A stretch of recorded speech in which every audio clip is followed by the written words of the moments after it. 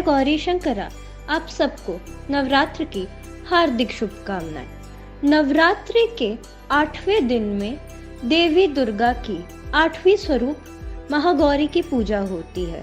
इनकी शक्ति अमोघ और सद्य फलदायिनी है। इनकी आराधना से भक्तों के सभी क्लेश मिटते हैं और पाप नष्ट हो जाते हैं। भक्त सभी प्रकार से पवित्र और अक्षय पुण्यों का अधिकारी हो जाता है। इनका वर्ण गौर है।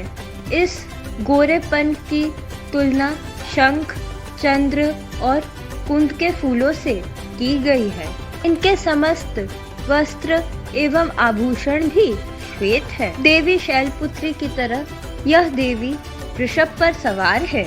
यह देवी चतुर्भुजा देवी है, जिनके ऊपर वाले दाहिने हाथ में अभय मुद्रा और नीचे वाले दाहिने हाथ में त्रिशूल है।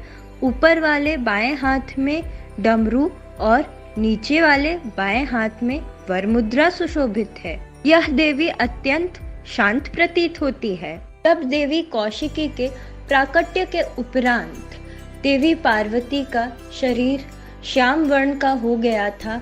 तब महादेव ने उन्हें उनके वर्ण को लेकर सूचित किया। इसके उपरांत उन्होंने तपस्या करने का निश्चय किया ताकि उन्हें अपना गोरा स्वरूप दोबारा प्राप्त हो।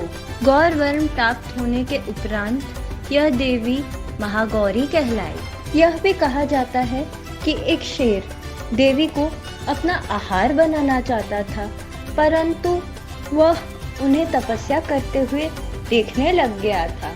तपस्या समाप्त होने पर देवी ने उस शेर को आशीर्वाद दिया और अपना वाहन बना लिया। नारद पंचरत्न के अनुसार देवी महागौरी के प्राकट्य की कथा देवी त्रिपुर सुंदरी के प्राकट्य से संबंधित है। महादेव के वचनों की वजह से देवी पार्वती ने कैलाश छोड़ सुमेरु पर्वत पर गौर वर्ण प्राप्त करने के लिए तपस्या की। नारद मुनि को पता चला कि देवी पार्वती सुमेरु पर्वत की उत्तर ओर में तपस्या कर रही है। नारद मुनि वहां गए और उन्होंने देवी की स्तुति की।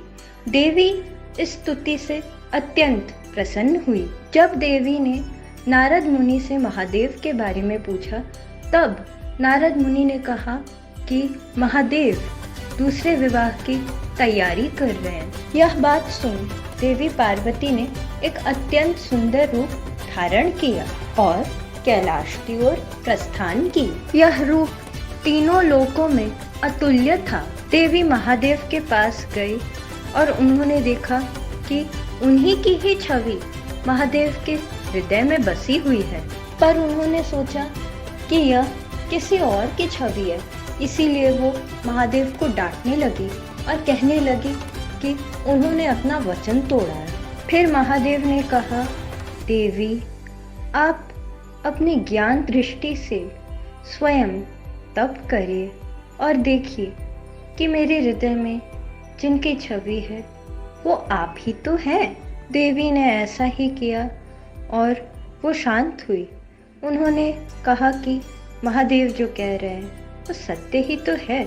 इसके उपरांत जब देवी पार्वती ने महादेव से महादेव के हृदय में बस रही देवी के बारे में पूछा, फिर महादेव ने देवी पार्वती को त्रिपुर सुंदरी की उपमा दी। इससे स्पष्ट होता है कि भले ही देवी महागौरी और देवी त्रिपुर सुंदरी की मूर्ति विज्ञा अलग हो, परंतु वो देवी एक ही तो है। हम चाहे गुलाबी वस्त्र पहने या नीले वस्त्र पहने, हम वही एक इंसान ही तो है। ठीक उसी प्रकार चाहे देवी पार्वती त्रिपुर सुंदरी का रूप धारण करे या महागौरी का रूप धारण करे, वो एक देवी ही तो है।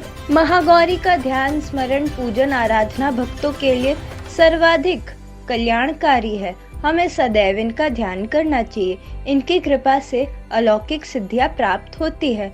मन को अनन्य भाव से एकनिष्ठ कर मनुष्य को सदैव इनके ही पादार विंदों का ध्यान करना चाहिए। देवी महागौरी की कृपा से राहु ग्रह के दुष्प्रभाव से मुक्ति मिलती है। देवी महागौरी भक्तों के कष्टों को दूर करती है। इनकी उपासना से अर्तजनों के असंभव कार्य भी संभव हो जाते हैं। अतः इनकी चरण शरण में हमें लीन रहना चाहिए। जय गौरी शंकरा।